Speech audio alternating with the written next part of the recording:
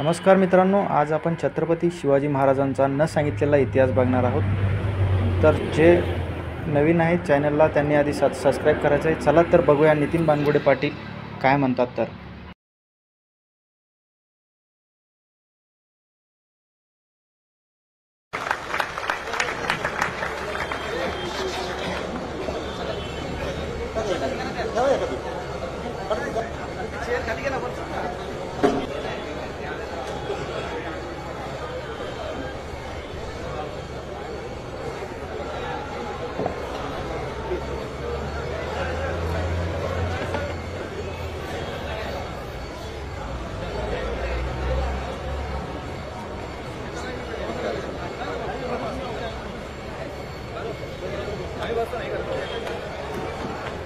कोणताही माईक चालू राहणार नाही आणि सर्वांनी शांततेनं हा कार्यक्रम आस्वाद घ्यावा अशी विनंती। धन्यवाद।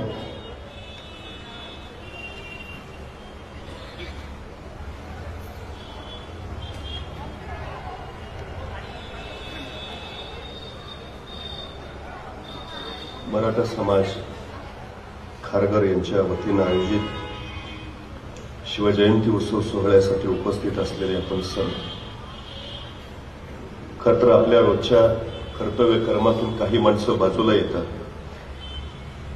आणि जीवनाचं सारं रहाडगाडगं बाजूला सरून शिवप्रभूंचा जागर करूया असं म्हणतात।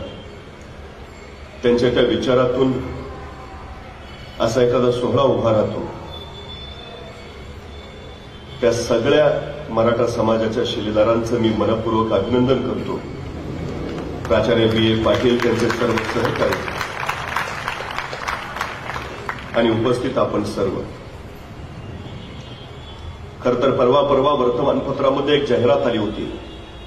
गेल्या 25 वर्षात ज्याच्या हातून एकही अपघात झाला नाही अशा ड्रायव्हरने मुलाखतीला यावं।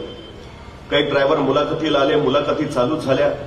पहिल्या ड्रायव्हरला विचारलं, काय हो गेल्या 25 वर्षात तुमच्या हातून एकही अपघात नाही?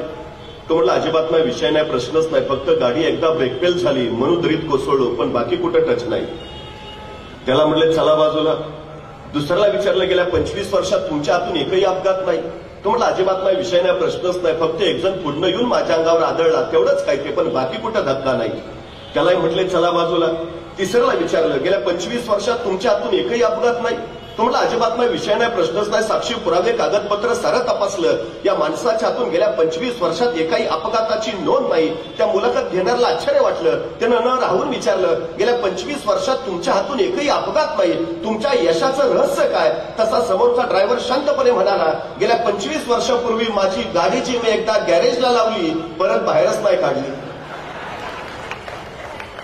ज्यांच्या गाड्या गॅरेजला त्यांचा अपघात व्हायचा विषयच येत नाही, पण ज्यांच्या गाड्या गॅरेजला त्यांना आयुष्यात कधी ध्येयही गाठता येत नाही। ही सगळ्यात महत्वाची वस्तुस्थिती आहे।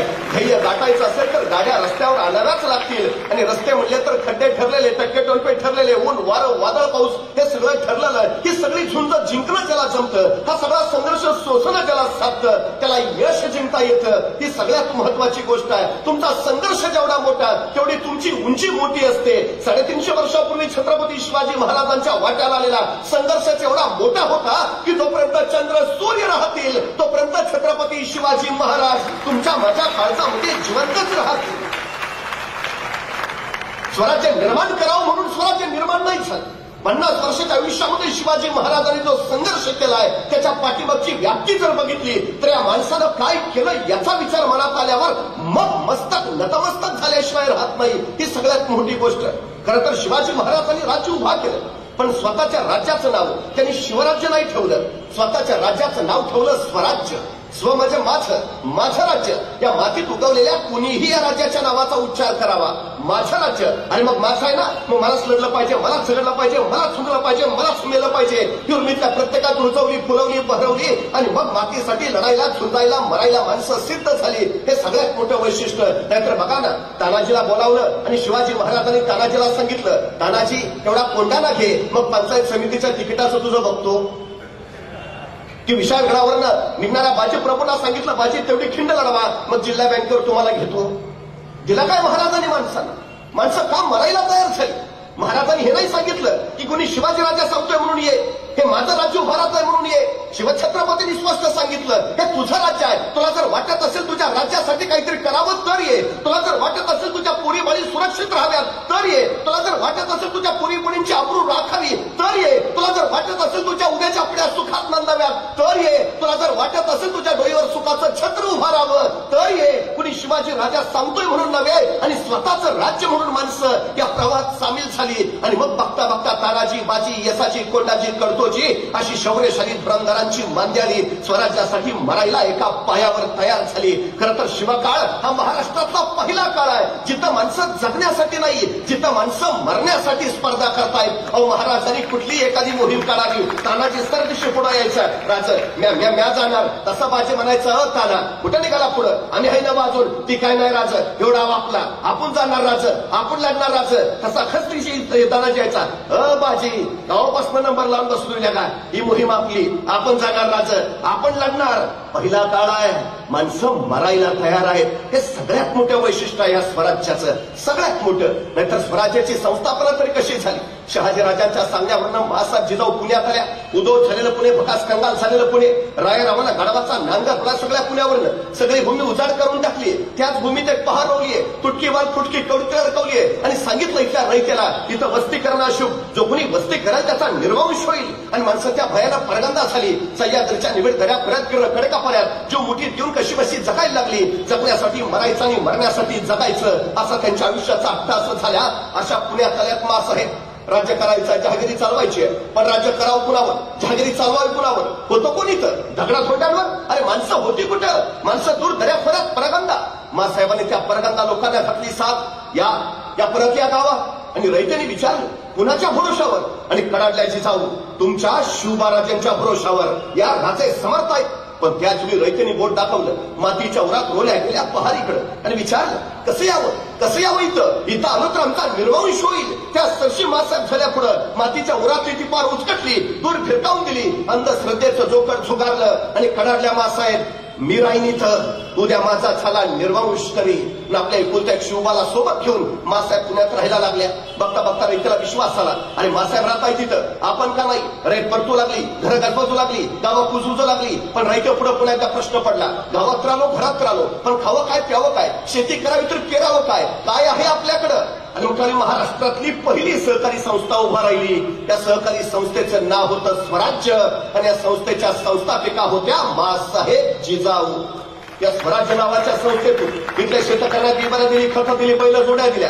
बघता बघता शेतकरी रानात गेला, पेरणी झाली, मोत्यासारख्या दाण्याची कणसं लगडू लागली. शेतकरी आनंदित झाला, कष्टाला फळ आलं. पण त्याच वेळी काळचा कल्लोळ उडाला. आजूबाजूच्या दऱ्याफऱ्यातली रानगव्यासारखी जनावरं उभ्या पिकात थैदोस घालायची, सगळं पीक पायातली तुडवायची, उभं रान नेस्तनाबूत करायची. डोळ्या देखत उभं पीक वाया जाताना दिसू लागलं. शेतकरी हवालदिल झाला, धावत धावत मासाहेबांकडे गेला. सांगता झाला, मासाहेब पेरणी तर झाली, पिकं तर आली, मोत्यासारख्या दाण्याची कणसही लगडली, पण मासाहेब जनावर उच्छाद मांडतात, उभ्या पिकात हैदोस घालत्यात, सगळं पीक नाशिवत्यात, काहीतरी करा मासाहेब. मासाहेबांना पळून चुकलं. पिकं जगली तर शेतकरी जगेल, पिकं जगली पाहिजे. दुसऱ्या दिवशी मासाहेबांच्या विलक्षण बुद्धीतनं एक विलक्षण युक्ती बाहेर पडली आणि मासाहेबांनी आसपासच्या गावागावात दौंडी दिली. जो कुणी पिकात उच्छाद मांडणाऱ्या जनावरांचा बंदोबस्त करेल त्याला सोन्याचं कड दिलं जाईल. आणि गावागावातनं तरणीबाण जिगरबाज पोरं बाहेर पडली. रातोरात पिकाभोवती पहरा करायला लागली. एखादं जनावर खुसप असताना दिसलं, चित्त्याच्या चपळायला झेप मारायला लागली, त्याच्या मुसक्या ओढायला लागली, शेपटी तोडायला लागली आणि दाखवाला मायसाहेबांकडे घेऊन यायला लागली. सोन्याचं कड मिळवायला लागली. एकाच दगडात दोन पक्षी मारले मासाहेबांनी. एक जनावरांपासून पिकाचं रक्षण झालं, आणि दोन स्वराज्यासाठी आवश्यक असणारी जिगरबाज मावळ्यांची मांदियाळी आपोआप गोळा झाली. एके दिवशी रात्री 1:30-2चा प्रहर होता. लाल महाल संत शांत निद्रिस्त झालेला. अचानक बाहेर 5-6 पोरांचा गलका ऐकू आला. तसा पहाणे करीत धावत धावत पुढं झाला. 5-6 तरणीबाण पोरं, एका पोराच्या खंडावर बनवट रानगव्याचं धूळ. पहारेकरनं विचारलं काय र? तसं कर्णबाण पोरग म्हणालं, मासाहेबांनी भेटायचंय. कारण मासाहेबांनी दौडी दिली नवं, जो कोणी जनावराची शिकार करेल त्याला सोन्याचं कड दिलं जाईल. हे काय जनावर घेऊनच आलोय नवं. तसा पहारेकरी म्हणणार पण सकाळी की मासाहेब झोपल्यात आता. नाही नाही, मासाहेबांनी भेटल्या बिगार जाणार नाही. अरे याला का फोडाल्या का, रातचं 1:30 वाजल्यात. सकाळी की मासाहेब झोपल्यात आता. नाही नाही, मासाहेबांनी भेटल्या बिगार जाणार नाही. पोरं ऐकायला तयार नाही. तोपर्यंत बाहेरचा तो गोंधळ ऐकून मासाहेब स्वतः जातीनं येत्या झाल्या. काय गडबड रे, तसा कर्णबाण पोरग सरदिशी पुढे झालं. मासाहेब मासाहेब मासाहेब तुम्ही दौडी दिली नवं, जो कोणी जनावराची शिकार करल त्याला सोन्याचं कड दिलं जाईल. हे काय जनावर घेऊनच आलोय नवं.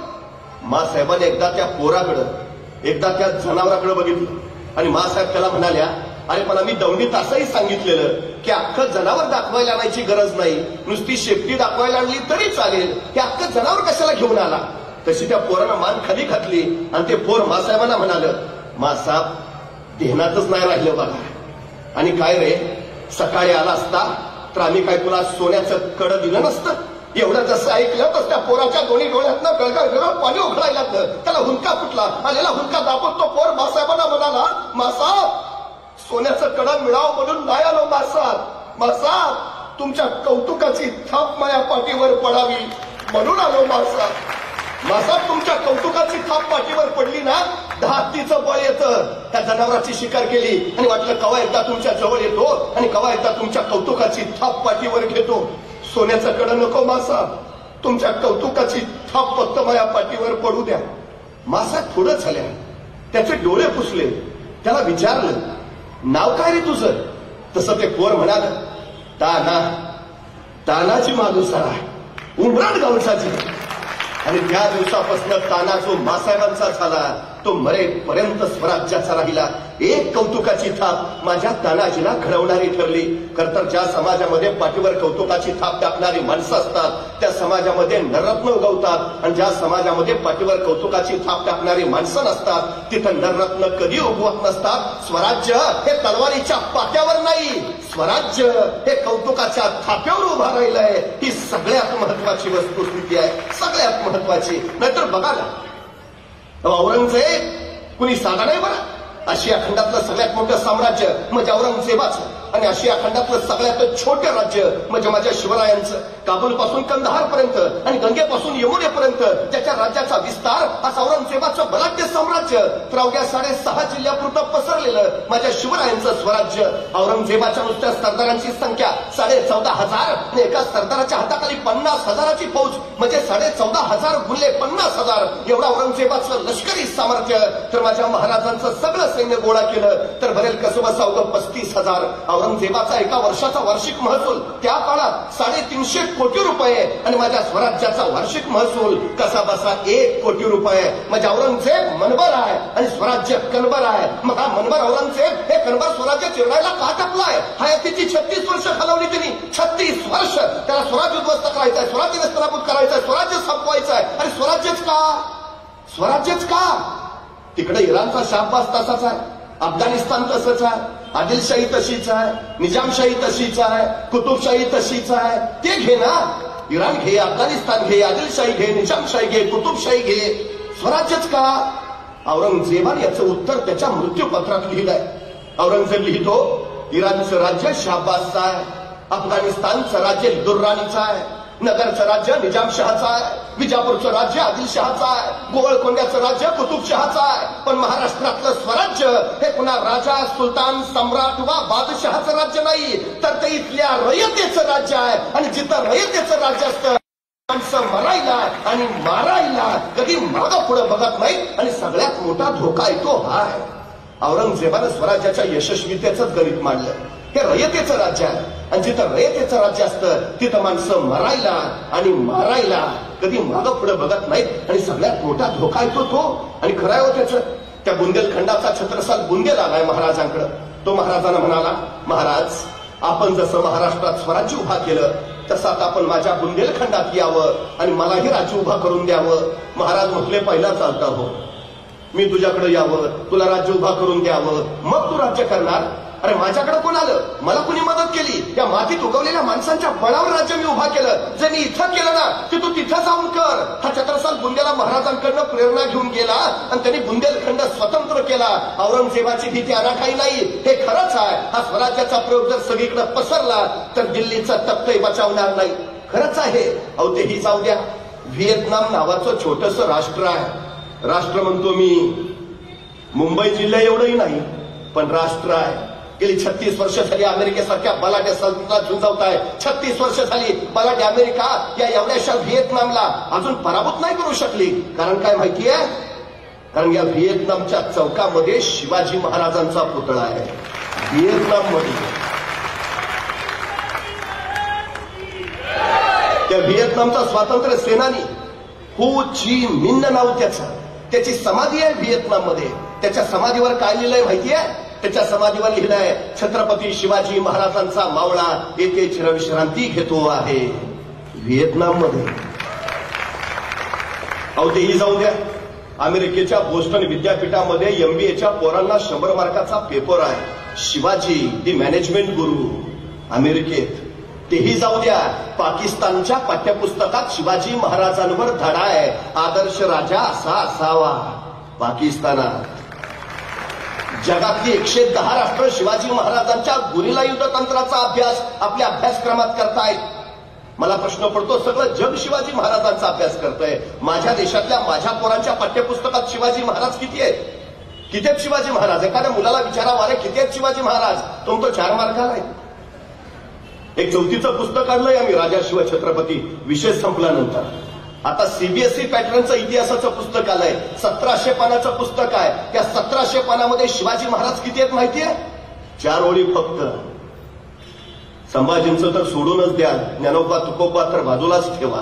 कुठला इतिहास शिकणार आहे तुझ्याची पोरं आमची? अहो तेही जाऊ द्या.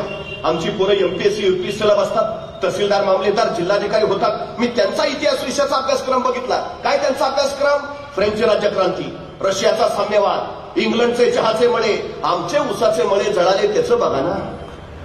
त्या इंग्लंडच्या चहाच्या मळ्याचं आम्हाला काय करायचं आहे? माझा तहसीलदार काम करायला कुठं जाणार? पुणे जिल्ह्यात. त्याला तिथला इतिहास कळू द्या, तिथला भूगोल कळू द्या, तिथली परिस्थिती कळू द्या. AC रूम मध्ये बसून आणि बिस्लेरीतलं पाणी पिऊन दुष्काळावर उपाययोजना नाही करता येत, हे कधी कळणार आम्हाला? 350 वर्षापूर्वी माझ्या राजानं रायगडावर 11,000 फूट उंचीवर गंगासागर नावाचं तळ खोदलं. 1972च्या दुष्काळात महाराष्ट्रातल्या सगळ्या विहिरी कोरड्या पडल्या, पण रायगडावर 11,000 फूट उंचीवर गंगासागर तळ्यात मात्र तुडुंब पाणी आहे. 72च्या दुष्काळात लोकांनी रायगडावरून पाणी खाली आणलं. ती शिवाजी महाराजांची शिवकालीन पाणी योजना जर आम्ही 6वीच्या पोरांच्या पाठ्यपुस्तकातच छापली तर पोराला 6वीतच कळेल पाणी कसं मुरवावं, पाणी कसं जिरवावं, पाणी कसं साठवावं, पाणी कसं वाचवावं, पाणी कसं वाढवावं, हे कळू द्या ना त्याला. अहो महाराजांच्या काळात माईकचा शोध लागला नव्हता, हे ध्वनी क्षेपणाचं तंत्र विकसित झालं नव्हतं. पण जा रायगडावर एखाद्याने सिंहासनाजवळ उभा राहा, दुसऱ्यांनी नगारखान्याखाली या. नगारखान्याखाली कितीही हळू आवाजात बोला, सिंहासनावर ते स्पष्ट ऐकू येतं. आजही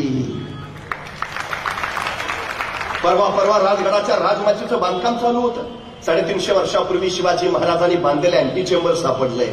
अँटी चेंबर ही संकल्पना आताची, महाराजांनी त्यावेळी अस्तित्वात आणली. कधी रायगडावर गेला तर तख्ताच्या मागच्या बाजूलाच अंडरग्राऊंड अँटी चेंबर आहे, बघून या कधीतरी.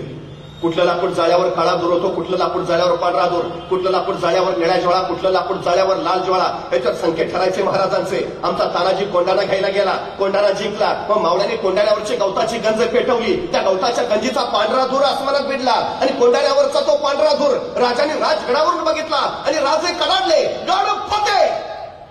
म्हणजे पांढरा धूर हा संकेत आहे विजय मिळाल्याचा.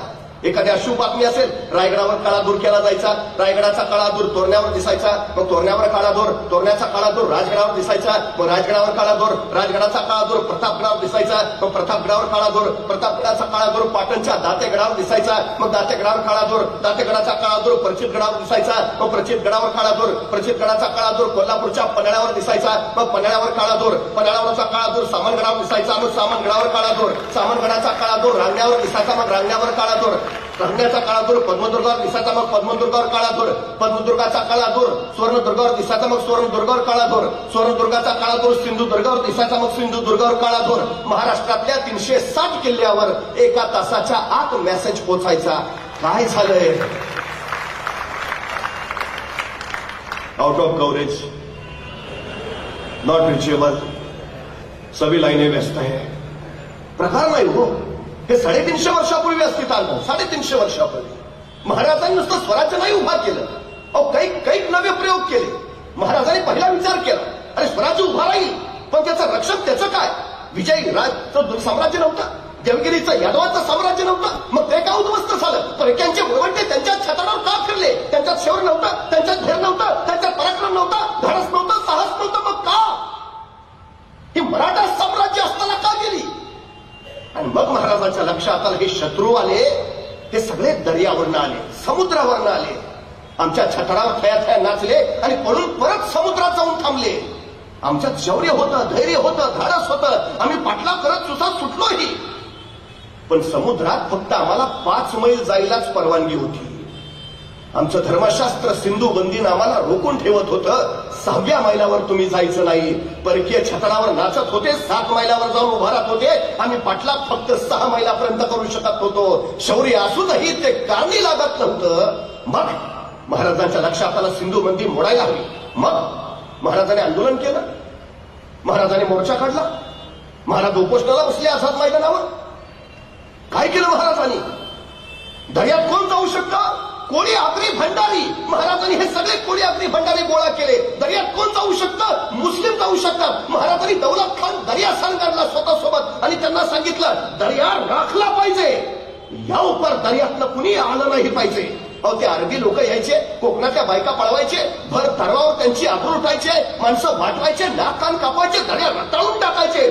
खवळले महाराज, दौलत खऱ्यावर खराडले. दौलत खा, या उपर जर असे पातक घडले तर त्याचे पाप तुमच्या माथी बसेल. आणि दौलत खानाला वर्दी मिळाली. काही अरबी आले, आक्रमण करायला आले, आणि बघता बघता मराठ्यांचं आरमार सुसाट सुटलं. फार मस्कत पर्यंत पाठलाग करत गेलं. मस्कतला तुंबळ युद्ध झालं. काही अरब दर्यातच कापले गेले. 200 अरब जिवंत सापडले. महाराजांच्या सामने पेश केले. मराठी आरमाराचा हा पहिला विजय होता. सम्राट चंद्रगुप्तानंतर हिंदुस्थानात स्वतःच आरमार उभा करणारा पहिला राजा म्हणून आम्हाला शिवाजी महाराजांची नोंद घ्यावी लागते. पहिला हिंदवी आरमाराचे जनक छत्रपती शिवाजी महाराज हे 200 अरब महाराजांच्या पुढे पेश केले. महाराजांनी बघितलं, आमच्याच मातीतून आमचीच माती. दौलत खा, आमच्या साताऱ्याच्या जवळ वासोट्याचा किल्ला आहे, व्याघ्रगड सुद्धा म्हणतात त्याला. ऐन डोंगरात आहे, भयान घनगर्द जंगल आहे. म्हणजे डोंगरात जसा भाग दबा धरून बसावा तसा तो व्याघ्रगड. इतका भयान जळवाचं साम्राज्य. डोंगरावरनं प्रवास करावा लागतो, नदीतनं जावं लागतं, मग केव्हा तरी तो व्याघ्रगड दिसतो. जाणं सोपं नाही हो. दिवसा ढवळ्या सूर्य जमिनीवर पोचत नाही. माणसाची बात सोडा, पाखरही तिकडे फिरकत नाही. परवा पुण्यातली 4-5 पोरं फिरायला गेली होती, हेलिकॉप्टरनं शोधावी लागली. एखाद्याला गायब करायचं असेल तिकडे नेऊन सोडा. इतका भयान आहे तो अजूनही. त्या काळात कसा असेल? महाराजांनी सांगितलं, या 200 अरबांना त्या वासोट्याच्या किल्ल्यावर नेऊन ठेवा. यांना इतकं मारा, इतकं मारा, इतकं मारा, हे मेले नाही पाहिजेत, बस. आणि त्या 200 अरबांना मराठी नुसते मारत होते. इतके मारत होते, इतके मारत होते, फक्त मरूच देत नव्हते. त्या आठवड्यातच इतके सुजलेले, एकमेकांनाच ओळखेनात, तो आमच्यातलाच का? इतके मारले. महिनाभरानंतर महाराजांनी सांगितलं, आता हे सुजलेले 200 अरब त्यांच्या जहाजात पासवा आणि त्या त्यांच्या देशात पाठवून. पण कोंडाचेला काही पटेना. तो म्हटला, महाराज सोडायचं होतं तर धरलं कशाला? जाऊ दे रे, पण जाऊ दे रे. आदेश होता महाराजांचा. हे सुजलेले 200 अरब त्यांच्या जहाजात बसवले, दिले त्यांच्या देशात पाठवून. पण कोंडाचेच्या डोक्यातला काही प्रश्न जाईना. त्यांनी महाराजांना परत विचारलं, महाराज सोडायचं होतं तर धरलं कशाला? मग महाराज म्हणले, कोंडाजी, आता हे सुजलेले त्यांच्या देशात जातील, त्यांच्या प्रांतात पोचतील, त्यांच्या गावी येतील, त्यांच्या घरापुढे उभा राहतील, दार ठोठावतील, त्यांच्या बायका दार उघडतील, दारात यांना पाहतील आणि म्हणतील, आमचे हे घरात नाहीत, नंतर या. यांच्या बायका यांना ओळखायच्या नाहीत कोंडाजी. आणि उद्या चुकून जर कुणी तिरक्या नजरनं महाराष्ट्राकडे निघाला, पहिला हा आडवा जाईल. कुठे निघाला? महाराष्ट्रात नको जाऊ, महाराष्ट्रात नको जाऊ. भयानक काय तो राजा, आमची काय हालत केली माहितीये ना, नको जाऊ. ताप नाही परत माझ्या महाराष्ट्राकडे तिरक्या नजरनं कुणी बघायची. महाराजांनी दहशत बसवली. कुणी नाही परत दर्यावर, एकही आक्रमण नाही. त्याच्यानंतर आक्रमण झालं फक्त आता 26/11ला. 350 वर्षापूर्वी महाराजांनी सांगितलं, महाराष्ट्राला धोका जमिनीवरनं नाही, महाराष्ट्राला धोका समुद्रावरनं आहे. 26 अकराचा दहशतवादी हल्ला झाला मग आम्हाला कळालं. महाराज म्हणत होते ते खरं होतं. पण काय गेली 350 वर्ष आम्ही महाराज फक्त डोक्यावर घेऊनच नाचत बसलो. आम्ही महाराज डोक्यात कधी घातलेच नाहीत. डोक्यावरून मिरवण्यापेक्षा डोक्यात जर महाराज घातले असते तर 26 अकराचा दहशतवादी हल्ला सुद्धा रोखता आला असता. हे 350 वर्षापूर्वी केलं महाराजांनी. पण महाराजांना त्याच वेळी जाणीव आहे, जी माणसं दुसऱ्याच्या खांद्यावर उभा असतात ती केव्हाही ढासळतात, पण जी माणसं स्वतःच्या पायावर उभा असतात त्यांना कोसळण्याचा धोका नसतो. स्वराज्य उभा करायचा आहे पण स्वतःच्या पायावर उभा केलं पाहिजे. तत्कालीन काळात जहाजं इंग्रजांकडनं घ्यावी लागायची, तोफा पोर्तुगीजांकडनं घ्याव्या लागायच्या, दारूगोळा डचांकडनं घ्यावा लागायचा. आणि त्यांनी जर घेणं बंद केलं तर परिस्थिती कधी उद्भवू शकते. महाराजांनी त्याचा विचार केला. महाराजांनी कुडाळ डिचोलीला दारूगोळ्याचे कारखाने काढले. रत्नागिरी जिल्ह्यातल्या विजयदुर्गला जहाज बांधायचा कारखाना काढला आणि मुंबई जवळच्या कल्याणला आरमाराची गोदी काढली. स्वराज्यात स्वतःची शस्त्र बनवण्यासाठी स्वयंपूर्ण झालं. महाराजांची गणपत त्यावेळी दरी असायची, पण त्या गणपतात वजनदार तोफा ठेवल्या की त्या वजनानं ती जहाजं डचमळायची.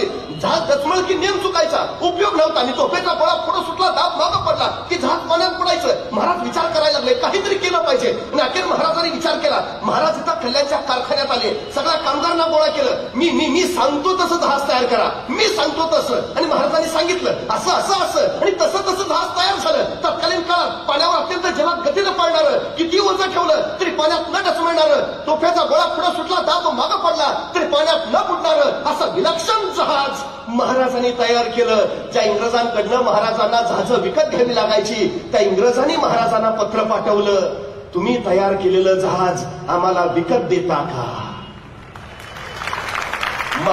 त्या जहाजाचं नाव ठेवलं संगमिरी जहाज. ही स्वराज्याची निर्मिती आहे.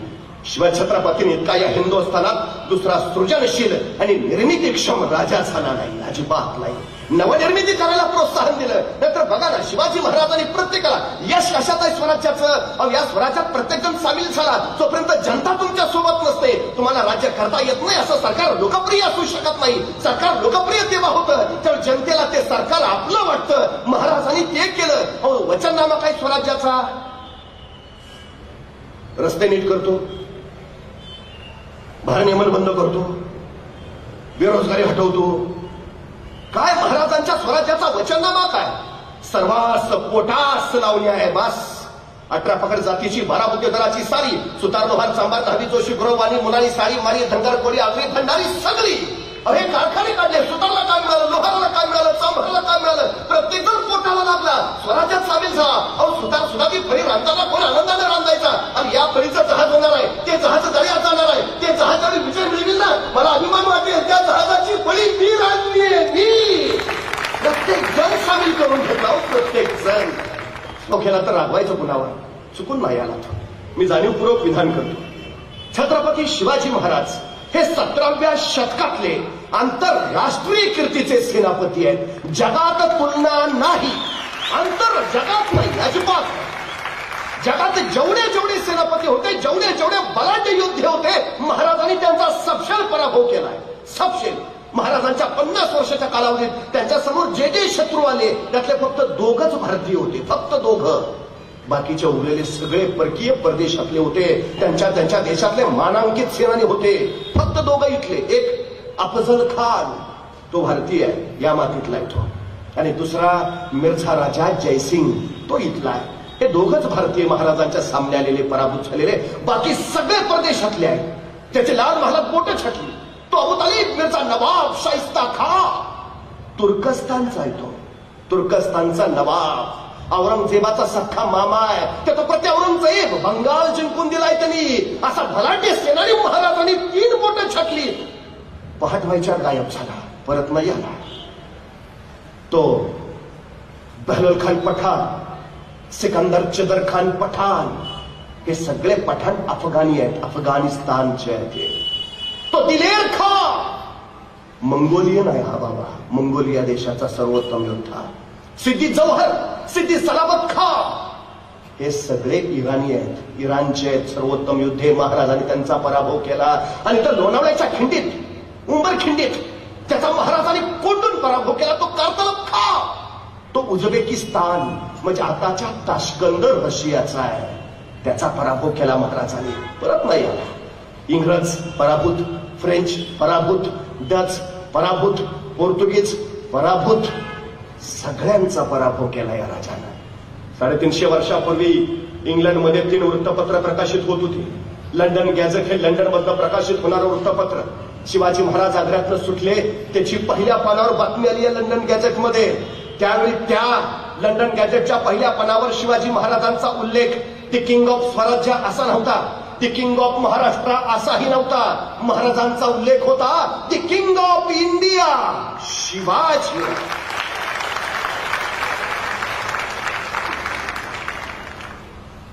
सर्वोत्तम सगळ्या क्षेत्रातला राजा. मी वारंवार सांगतो, विष्णू शास्त्री चिपळूणकर एका ठिकाणी असं म्हणाले होते की मी मराठी भाषेतला शिवाजी आहे. म्हणजे शिवाजी नुसतं नाव नाही, शिवाजी नुसतं कर्तृत्व नाही, शिवाजी नुसतं नेतृत्व नाही, तर शिवाजी हे सर्वोच्चतेचं परिमाण आहे. मला काय व्हायचं आहे, माझ्या क्षेत्रातलं शिवाजी व्हायचं आहे, सर्वोत्तम. बस मी शेती करत असेल अशी शेती करेन की जिल्ह्यानं म्हटलं पाहिजे नाद नाही करायचा, हा शेतीतला शिवाजी आहे. शिवाजी म्हणजे सर्वोत्तम होणं. खरं तर या शिवजयंतीला तुम्ही काय करता मला माहित नाही, पण किमान ज्या गडकोटांनी महाराजांचं हे स्वराज्य वैभव उभा केलं त्या गडकोटांकडे जात चाला. तुम्ही तिथं गेल्यावर तुम्हाला किती आनंद होईल हे मला माहिती नाही, पण तुम्ही तिथं आल्याचा त्या गडकोटांना मात्र नक्की आनंद होईल एवढं मात्र सांगतो. अहो, गेल्या महिन्यात बांधलेला पूल मागच्या आठवड्यात ढासळला आणि लोक विचारायला लागली काय मिक्सर वापरलं होतं कुणास ठाऊक. पण 350 वर्षापूर्वी महाराजांनी बांधलेले गड मात्र अजून जसेच्या तसे आहे. लोक विचारतात महाराजांनी काय मिक्सर वापरला असेल कुणास ठाऊक.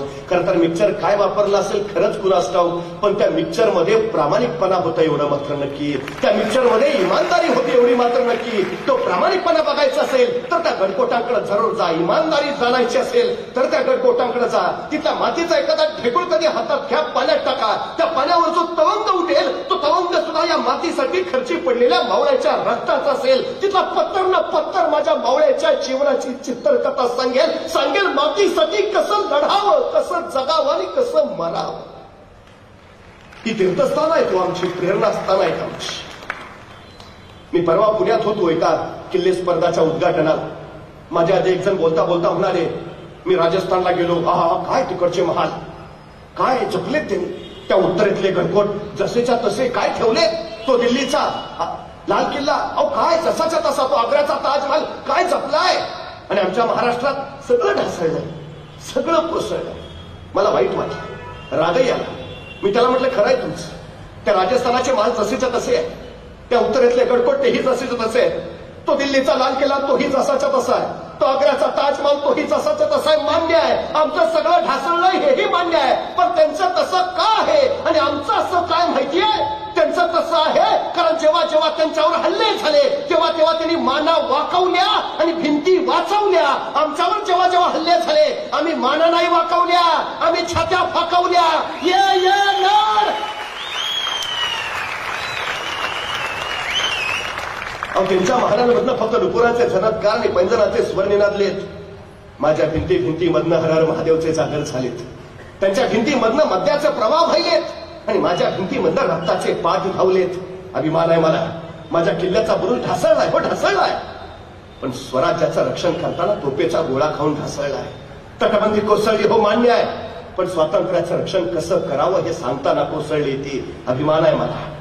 पण जेवढं कोसळलं तेवढं बस झालं. नाहीतर उद्या रामायण घडलं होतं का असं विचारणारे, खरंच शिवाजी महाराज जन्माला आले होते का असाही प्रश्न विचारतील आणि पुरावे म्हणून दाखवायला आमच्याकडे गड किल्ले सुद्धा शिल्लक नसतील. उद्याच्या पिढीसाठी ही प्रेरणा असताना म्हणून जपली पाहिजे. अहो त्या अमेरिकेला इतिहास नाही. 350 वर्षापूर्वी ते राष्ट्र जन्माला आलं, 350 वर्षापूर्वी. पण 350 वर्षापूर्वीचा दगड सुद्धा त्यांनी काचेत ठेवलाय दगड त्यांनी. का 350 वर्षापूर्वीचा आहे दगड काचेत, का 350 वर्षापूर्वीचा आहे. अहो त्यांनी दगडाची स्मारकं केली, आम्ही स्मारकांची दगडं करून टाकली. आमच्या पूर्वजांचा हा जाज्वल्य इतिहास आम्ही जपायला हवा.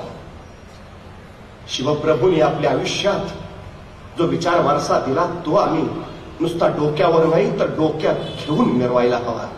तर उद्याचं स्वराज्य आणि स्वराज्य उभा करता येईल. धन्यवाद. तर मित्रांनो, व्हिडिओ आवडला असेल तर लाईक, सबस्क्राईब आणि शेअर नक्की करायचं आहे. आपल्या चॅनलला फॉलो करायचं आहे. धर्मवीर संभाजी महाराज हे आपल्या चॅनलचं नाव आहे. रोज अशाच व्हिडिओसाठी बेल आयकॉन पण दाबायची मित्रांनो, जेणेकरून तुम्हाला आलेले नवीन व्हिडिओ तुमच्या नोटिफिकेशनमध्ये दिसतील.